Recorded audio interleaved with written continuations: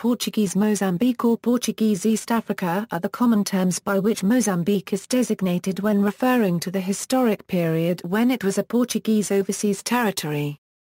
Former Portuguese Mozambique constituted a string of Portuguese colonies and later a single Portuguese overseas province along the southeast African coast, which now form the Republic of Mozambique. During its history, Portuguese Mozambique had the following formal designations: Captaincy of Sofala, Captaincy of Mozambique and Sofala, Captaincy-General of Mozambique and Rivers of Sofala, Province of Mozambique, Colony of Mozambique, Province of Mozambique, and State of Mozambique.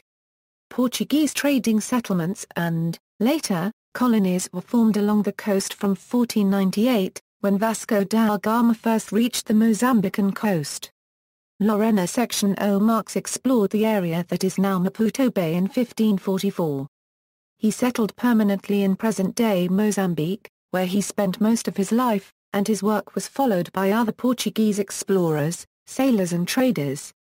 Some of these colonies were handed over in the late 19th century for rule by chartered companies such as the Companhia de Mozambique and the Companhia do Nyassa. In 1951 the colonies were combined into a single overseas province under the name Mozambique as an integral part of Portugal. Most of the original colonies have given their names to the modern provinces of Mozambique. Mozambique, according to official policy, was not a colony at all but rather a part of the pluricontinental and multiracial nation of Portugal. Portugal sought in Mozambique, as it did in all its colonies, to Europeanize the local population and assimilate them into Portuguese culture. Lisbon also wanted to retain the colonies as trading partners and markets for its goods. African inhabitants of the colony were ultimately supposed to become full citizens with full political rights through a long development process. To that end, segregation in Mozambique was minimal compared to that in neighboring South Africa. However, paid forced labor, to which all Africans were liable if they failed to pay head taxes, was not abolished until the early 1960s. Overview: until the 20th century the land and peoples of Mozambique were barely affected by the Europeans who came to its shores and entered its major rivers. As the Muslim traders, mostly Swahili, were displaced from their coastal centers and routes to the interior by the Portuguese, migrations of Bantu peoples continued and tribal federations formed and reformed as the relative power of local chiefs changed. For 4 centuries the Portuguese presence was meager. Coastal and river trading posts were built, abandoned, and built again. Governors sought personal profits to take back to Portugal, and colonists were not attracted to the distant area with its relatively unattractive climate. Those who stayed were traders who married local women and successfully maintained relations with local chiefs. In Portugal, however, Mozambique was considered to be a vital part of a world empire. Periodic recognition of the relative insignificance of the revenues it could produce was tempered by the mystique which developed regarding the mission of the Portuguese to bring their civilization to the African territory.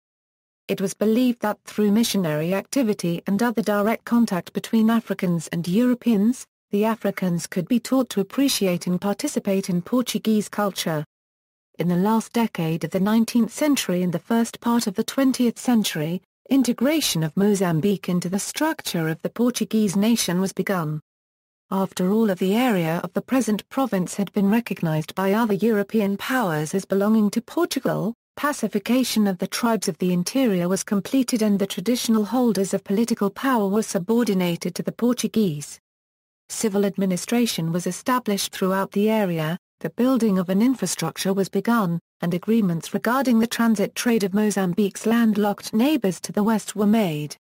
Portugal never officially had a racist policy or sanctioned discrimination based on race. Its concept of what it called a multiracial society envisaged complete racial integration, including intermarriage, as well as cultural adaptation. The historically determined position of the Portuguese as conquerors and governors of the Africans, however, resulted in barriers to the formation of this ideal. The fact that most Africans were not cultivated in the Portuguese sense, and that many participated in what were considered by the Portuguese to be pagan beliefs and uncivilized behavior, tended to create a low opinion of Africans as a group. The uneducated Portuguese immigrant peasants in urban areas were frequently in direct competition with Africans for jobs and demonstrated jealousies and prejudices with racial overtones. The society was divided into two peripherally interrelated sectors. The urban-based modern sector, comprising altogether between 2 and 2.5% of the population, consisting mostly of Europeans but including a few thousand Europeanized Africans, Indians, and Chinese, was dominant in the economic, political, and social realms. Communication between this sector and the large majority of rural Africans was limited. Only a small proportion of the Africans could speak Portuguese, the language of the administration and the modern economic sector. Communication between members of the 10 different major ethno-linguistic groups was also difficult. Economically and socially, all but a few educated and Europeanized Africans were at a disadvantage vis-à-vis the Europeans. Access to education above the primary level was limited by lack of means, by age limitations, or by lack of sufficient preparations. Access to economic opportunity was limited by lack of adequate training. Between the modern urban and traditional rural sectors of the society was a steadily increasing group of Africans who were loosening their ties with the village and starting to participate in the money economy, to settle in suburbs, and to adopt new customs. This transitional group included individuals who had acquired a modicum of education or skills and some of the aspirations associated with a modern European way of life. Many of them, especially those who had an education beyond the primary level, were more alert politically than the majority of the population, who were either unaware of or uninterested in political issues. It was members of this group, allied with forward-looking European leaders and intellectuals, who had shown the greatest interest in reforms and benefits for the African population. Some among them left the country to become active participants in the independence movement. History: when Portuguese explorers reached East Africa in 1498, Swahili commercial settlements had existed along the coast and outlying islands for several centuries. From about 1500, Portuguese trading posts and forts became regular ports of call on the new route to the east. The voyage of Vasco da Gama around the Cape of Good Hope into the Indian Ocean in 1498 marked the Portuguese entry into trade, politics, and society in the Indian Ocean world. The Portuguese gained control of the island of Mozambique and the port city of Sofala in the early 16th century. Vasco da Gama, having visited Mombasa in 1498, was then successful in reaching India, and this permitted the Portuguese to trade with the Far East directly by sea, thus challenging older trading networks of mixed land and sea routes, such as the spice trade routes that used the Persian Gulf, Red Sea and caravans to reach the eastern Mediterranean. The Republic of Venice had gained control over much of the trade routes between Europe and Asia.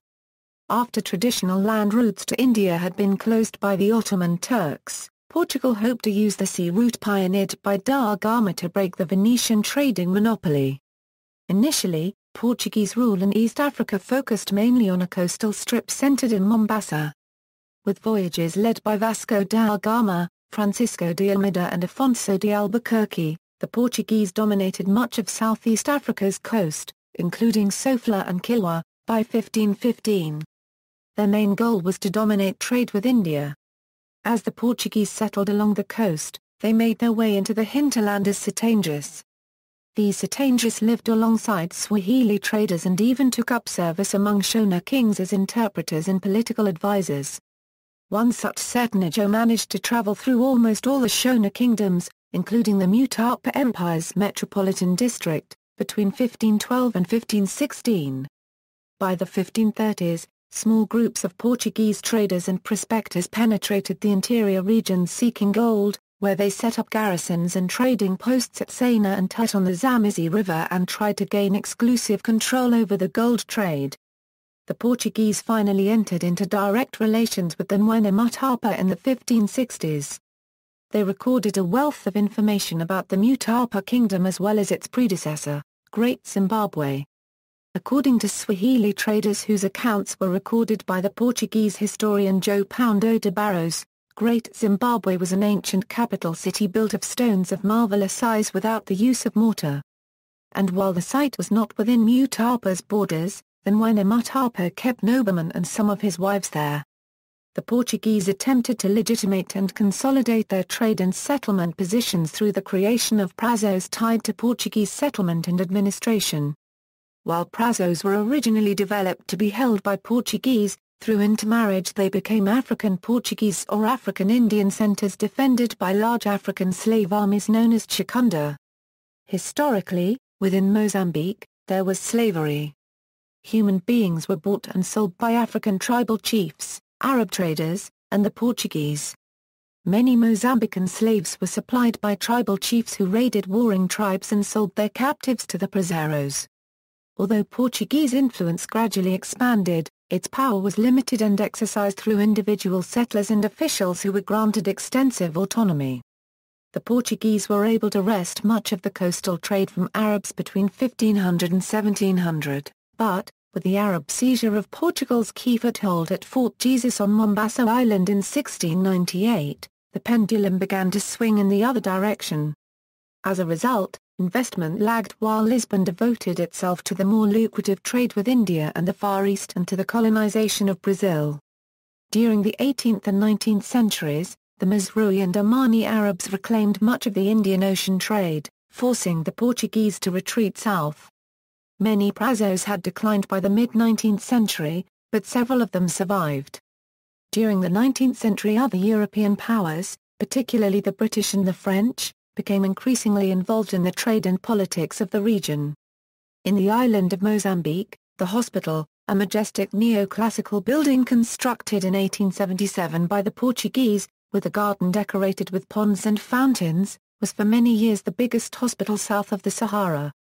By the early 20th century the Portuguese had shifted the administration of much of Mozambique to large private companies, like the Mozambique Company, the Zambezia Company and the Nyassa Company, controlled and financed mostly by the British, which established, with the Portuguese, railroad lines to neighbouring countries. The companies, granted a charter by the Portuguese government to foster economic development and maintain Portuguese control in the territory's provinces, would lose their purpose when the territory was transferred to the control of the Portuguese colonial government between 1929 and 1942. Although slavery had been legally abolished in Mozambique by the Portuguese authorities, at the end of the 19th century the chartered companies enacted a forced labour policy and supplied cheap often forced African labour to the mines and plantations of the nearby British colonies and South Africa. The Zambezia Company, the most profitable chartered company, took over a number of smaller prazero holdings, and requested Portuguese military outposts to protect its property. The chartered companies and the Portuguese administration built roads and ports to bring their goods to market, including a railroad linking present-day Zimbabwe with the Mozambican port of Beira. However, the development's administration gradually started to pass directly from the trading companies to the Portuguese government itself. Because of their unsatisfactory performance and because of the shift, under the Estado Novo regime of Oliveira Salazar, towards a stronger Portuguese control of the Portuguese Empire's economy, the company's concessions were not renewed when they ran out. This was what happened in 1942 with the Mozambique Company, which however continued to operate in the agricultural and commercial sectors as a corporation, and had already happened in 1929 with the termination of the Nyassa Company's concession. In the 1950s, the Portuguese overseas colony was rebranded an overseas province of Portugal, and by the early 1970s it was officially upgraded to the status of Portuguese non-sovereign state, by which it would remain a Portuguese territory but with a wider administrative autonomy. The Front for the Liberation of Mozambique initiated a guerrilla campaign against Portuguese rule in September 1964. This conflict, along with the two others already initiated in the other Portuguese colonies of Angola and Guinea, became part of the so-called Portuguese colonial war. From a military standpoint, the Portuguese regular army held the upper hand during all of the conflicts against the independentist guerrilla forces, which created favorable conditions for social development and economic growth until the end of the conflict in 1974. After 10 years of sporadic warfare and after Portugal's return to democracy through a leftist military coup in Lisbon which replaced Portugal's Estado Novo regime in favor of a military junta, Frelimo took control of the territory. The talks that led to an agreement on Mozambique's independence, signed in Lusaka, was started. Within a year, almost all ethnic Portuguese population had left, many fleeing in fear. Others were expelled by the ruling power of the newly independent territory. Mozambique became independent from Portugal on June 25, 1975. Government. At least since the early 19th century, the legal status of Mozambique always considered it as much a part of Portugal as Lisbon, but as an overseas province enjoyed special derogations to account for its distance from Europe. From 1837, the highest government official in the province of Mozambique has always been the Governor-General, who reported directly to the government in Lisbon, usually through the Minister of the Overseas. During some periods in the late 19th and the early 20th century, the Governors-General of Mozambique received the status of Royal Commissioners or of High Commissioners, which gave them extended executive and legislative powers, equivalent to those of a government minister. In the 20th century, the province was also subject to the authoritarian Estado Novo regime that ruled Portugal from 1933 to 1974, until the military coup at Lisbon, known as the Carnation Revolution. Most members of the government of Mozambique were from Portugal, but a few were Africans. Nearly all members of the bureaucracy were from Portugal, as most Africans did not have the necessary qualifications to obtain positions. The government of Mozambique, as it was in Portugal, was highly centralized. Power was concentrated in the executive branch, and all elections where they occurred were carried out using indirect methods. From the Prime Minister's office in Lisbon, authority extended down to the most remote posts and regidorias of Mozambique through a rigid chain of command. The authority of the government of Mozambique was residual, primarily limited to implementing policies already decided in Europe. In 1967, Mozambique also sent 7 delegates to the National Assembly in Lisbon. The highest official in the province was the Governor-General, appointed by the Portuguese cabinet on recommendation of the overseas minister. The Governor-General had both executive and legislative authority. A government council advised the Governor-General in the running of the province.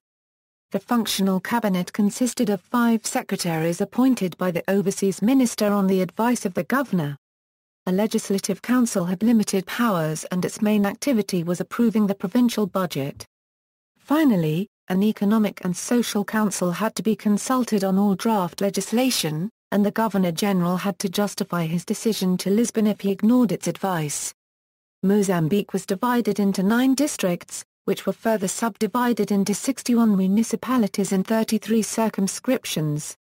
Each subdivision was then made up of 3 or 4 individual posts, 166 in all with an average of 40,000 Africans in each.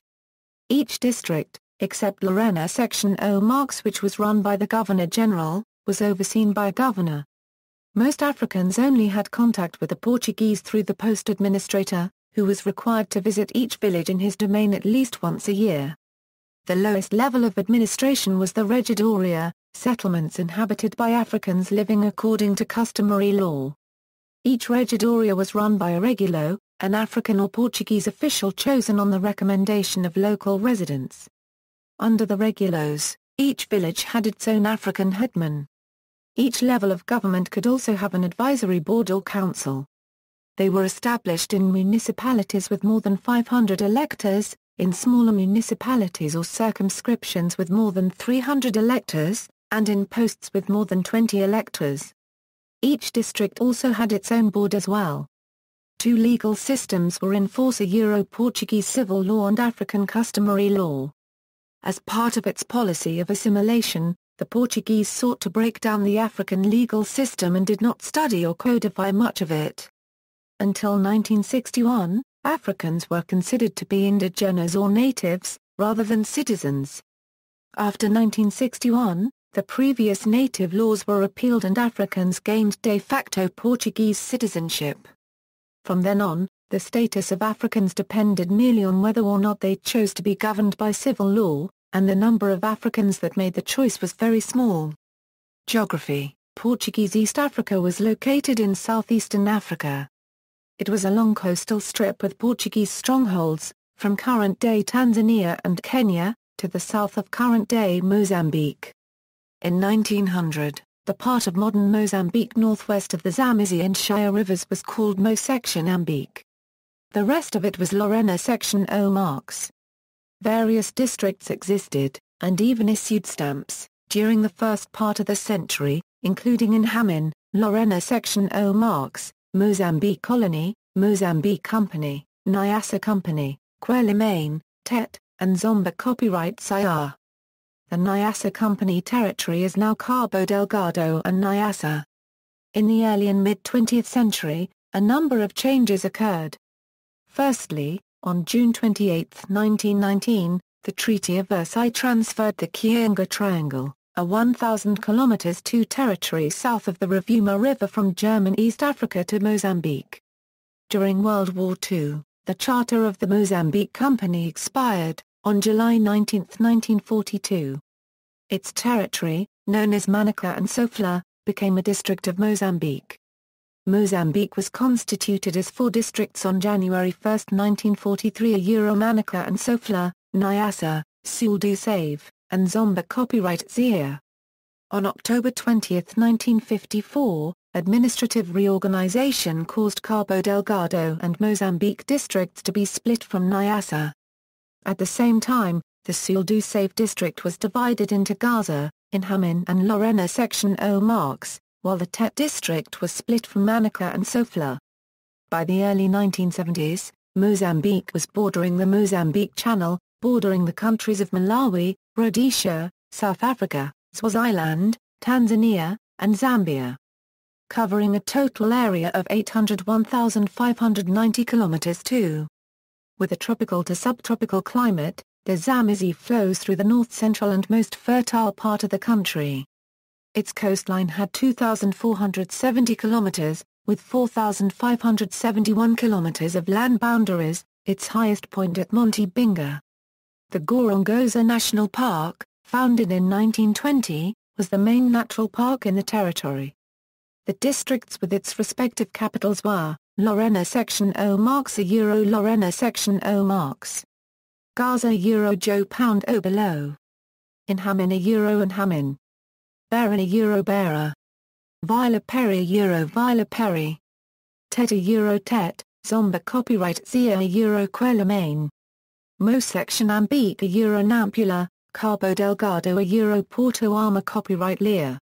Nyassa Euro Vila Cabral. Other important urban centers included Sofala, Nacala, Anticube Niuenes, Island of Mozambique and Vila Junqueiro. Demographics: by 1970, the Portuguese overseas province of Mozambique had about 8,168,933 inhabitants. Nearly 300,000 were white ethnic Portuguese. There was a number of mulattoes, from both European and African ancestry, living across the territory. However, the majority of the population belonged to local tribal groups which included the Makuru or Euro Loom, the Shona and the Tsonga. Other ethnic minorities included British, Greeks, Chinese and Indians. Most inhabitants were black indigenous Africans with a diversity of ethnic and cultural backgrounds, ranging from Shangaan and Makan to Yao or Shona peoples. The Makua were the largest ethnic group in the north. The Sena and Shona were prominent in the Zambezi Valley, and the Shangaan dominated in the south. In addition, several other minority groups lived a tribal lifestyle across the territory. Mozambique had around 250,000 Europeans in 1974 that made up around 3% of the population. Mozambique was cosmopolitan as it had around Indian, Chinese, Greek and Anglophone communities living there too. The white population was more influenced from South Africa.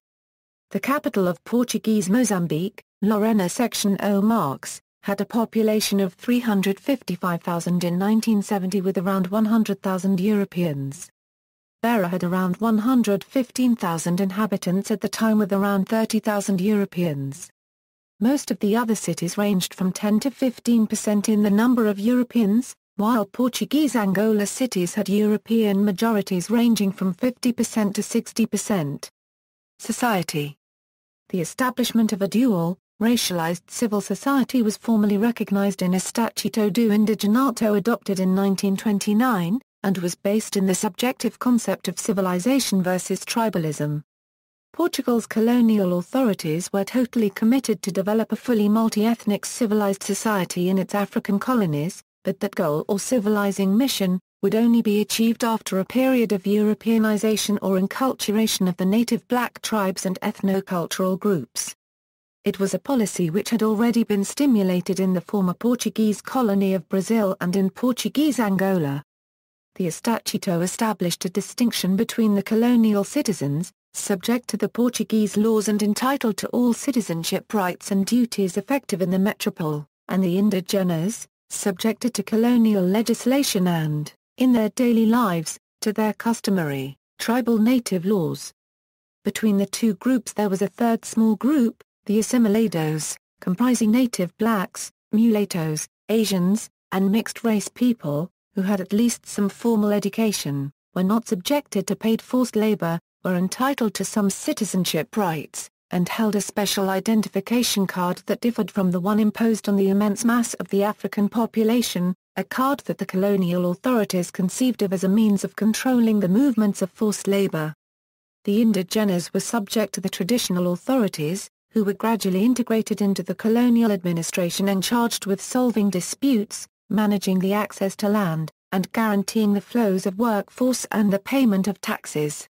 As several authors have pointed out, the indigenata regime was the political system that subordinated the immense majority of Mozambicans to local authorities entrusted with governing, in collaboration with the lowest echelon of the colonial administration, the native communities described as tribes and assumed to have a common ancestry, language, and culture. The colonial use of traditional law and structures of power was thus an integral part of the process of colonial domination obsessed with the maximization of economic development and growth through the use of idle or unproductive African workforce.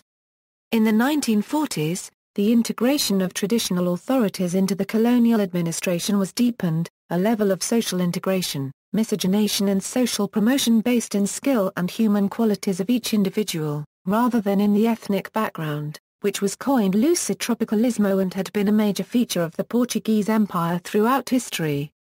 The Portuguese colony was divided into concelhos, in urban areas, governed by colonial and metropolitan legislation, and circunscripta picavolt micrones, in rural areas. The circunscripta picavolt micrones were led by a colonial administrator and divided into regidorias, headed by copyright guilds, the embodiment of traditional authorities. Provincial Portuguese Decree No. 5.639, of July 29, 1944, attributed to copyright gulos and their assistants, the cabos de terra, the status of auxiliares da administração picavolt poundo. Gradually, these traditional titles lost some of their content, and the copyright gulos and cabos de terra came to be viewed as an effective part of the colonial state, remunerated for their participation in the collection of taxes, recruitment of the labor force, and agricultural production in the area under their control. Within the areas of their jurisdiction, the copyright gulos and cabos de terra also control the distribution of land and settled conflicts according to customary norms. To exercise their power, the copyright gulos and cabos de terra had their own police force. This system of indirect rule illustrates what the disjunction between political and administrative control. In major urban areas, most notoriously the cosmopolitan provincial ports of Lorena Section O Marques and Beira, racial integration and socio-economic opportunities for all kinds of skilled citizens were already very deep. It continued after the indigenato system was abolished in the early 1960s after the Portuguese colony of Mozambique has been rebranded the Overseas Province of Mozambique in the 1950s.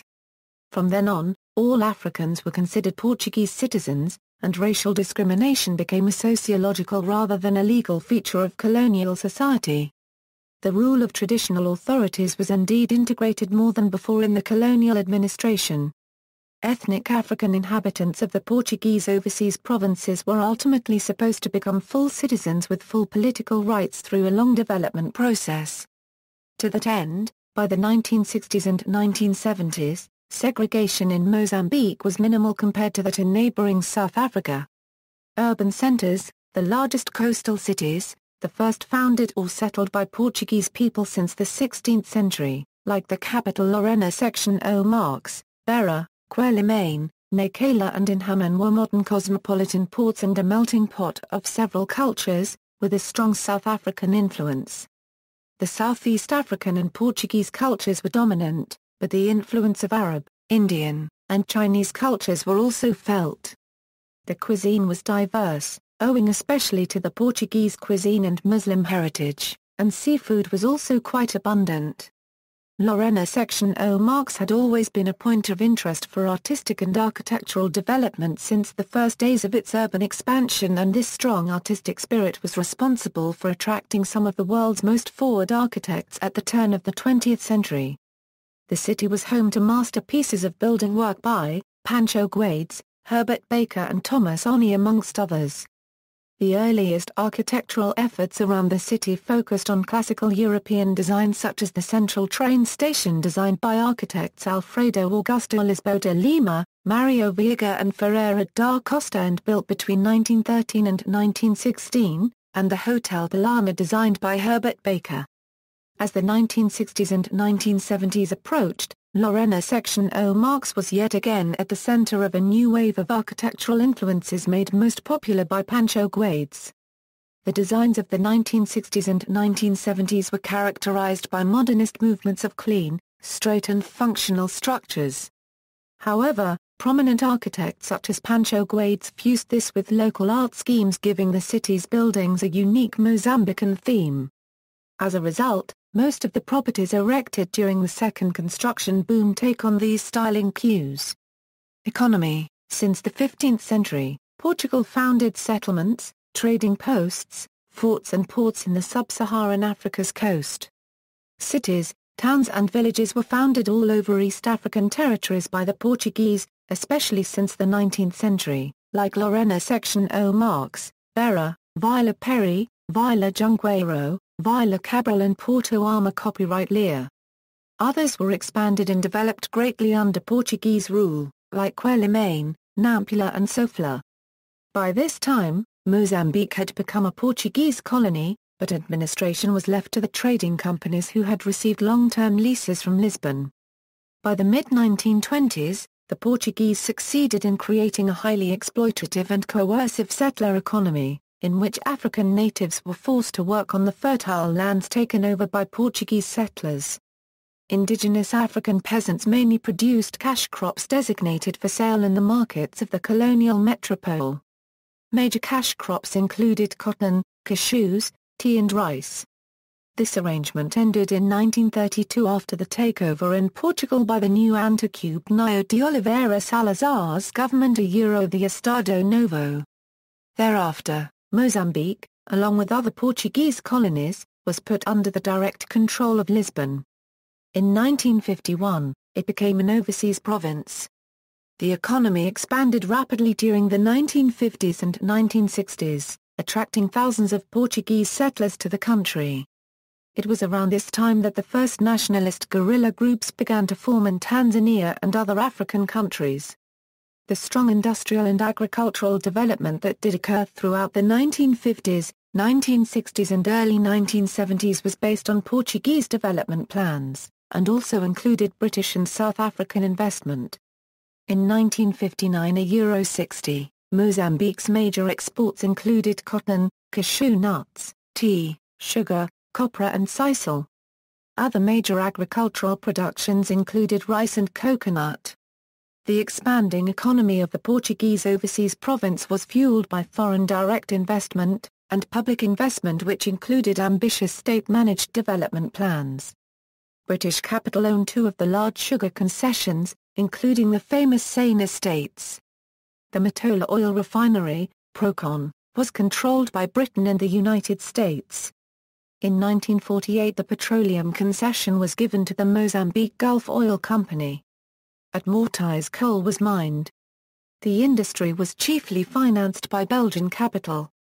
60% of the capital of the Companhia de Charbons de Mozambique was held by the Socia Copyright Tar Copyright Mineria Gar Copyright Logic Belge, 30% by the Mozambique Company, and the remaining 10% by the government of the territory. 3 banks were in operation: the Banco Nacional Ultramarino, Portuguese, Barclays Bank, DCO, British, and the Banco Tota e Standard de Mozambique. 9 out of the 23 insurance companies were Portuguese. 80% of life assurance was in the hands of foreign companies, which testifies to the openness of the economy. The Portuguese overseas province of Mozambique was the first territory of Portugal, including the European mainland, to distribute Coca-Cola. Lately the Lorena Section O Marks oil refinery was established by the Sociedade Nacional de Refina Picavolt Poundo de Petrocube Leo a Euro a Franco-Portuguese syndicate. In the sisal plantations Swiss capital was invested, and in copra concerns, a combination of Portuguese, Swiss and French capital was invested. The large availability of capital from both Portuguese and international origin, allied to the wide range of natural resources and the growing urban population, lead to an impressive growth and development of the economy. From the late stages of this notable period of high growth and huge development efforts started in the 1950s, was the construction of Cahora Bassa Dam by the Portuguese, which started to fill in December 1974 after construction was commenced in 1969. In 1971 construction work of the Macena Dam began. At independence, Mozambique's industrial base was well developed by sub-Saharan Africa standards, thanks to a boom in investment in the 1960s and early 1970s. Indeed, in 1973, value added in manufacturing was the 6th highest in sub-Saharan Africa. Economically, Mozambique was a source of agricultural raw materials and an earner of foreign exchange. It also provided a market for Portuguese manufacturers which were protected from local competition. Transportation facilities had been developed to exploit the transit trade of South Africa, Swaziland, Rhodesia, Malawi, and Zambia. Agricultural production for export purposes had been encouraged, and profitable arrangements for the export of labor had been made with neighboring countries. Industrial production had been relatively insignificant, but did begin to increase in the 1960s. The economic structure generally favored the taking of profits to Portugal rather than their reinvestment in Mozambique. The Portuguese interests which dominate in banking, industry, and agriculture, exerted a powerful influence on policy. Education. Mozambique's rural black populations were largely illiterate, as were a majority of Portugal's peasantry. However, a number of natives from diverse tribal backgrounds were educated in Portuguese language and history by several missionary schools established across the vast countryside areas. In mainland Portugal, the homeland of the colonial authorities which ruled Mozambique from the 16th century until 1975, by the end of the 19th century the illiteracy rates were at over 80% and higher education was reserved for a small percentage of the population. 68.1% of mainland Portugal's population was still classified as illiterate by the 1930 census. Mainland Portugal's literacy rate by the 1940s and early 1950s was low for North American and Western European standards at the time. Only in the mid-1960s did the country make public education available for all children between the ages of 6 and 12, and the overseas territories in Africa profited from this new educational developments and change in policy at Lisbon. Starting in the early 1950s, the access to basic, secondary and technical education was expanded and its availability was being increasingly open to both the African indigenes and the European Portuguese of the African territories. A comprehensive network of secondary schools and technical or vocational education schools were implemented across the cities and main towns of the territory. In 1962, the first Mozambican university was founded by the Portuguese authorities in the provincial capital, Lorena Section O Marks, the Universidade de Lorena Section O Marks, awarding a wide range of degrees from engineering to medicine, during a time that in the European Portuguese mainland only 4 public universities were in operation. Sports. The Portuguese ruled territory was introduced to several popular European and North American sports disciplines since the early urbanistic and economic booms of the 1920s and 1940s. This period was a time of city and town expansion and modernization that included the construction of several sports facilities for football, rink hockey, basketball, volleyball, handball, athletics, gymnastics and swimming. Several sports clubs were founded across the entire territory, among them were some of the largest and oldest sports organizations of Mozambique like Sporting Clube de Lorena Section O Marques established in 1920. Other major sports clubs were founded in the following years like Grupo Desportivo de Lorena Section O Marques, Clube Ferrovia Rio de Lorena Section O Marques, Sport Club de Vila Peri, Clube Ferrovia Rio da Beira, Grupo Desportivo da Campantarque do Pungua, and Sport Lorena Section O Marques e Benfica. Several sportsmen, especially football players, that achieved wide notability in Portuguese sports were from Mozambique. User copyright Bio and Mario Coluna were examples of that, and excelled in the Portugal national football team.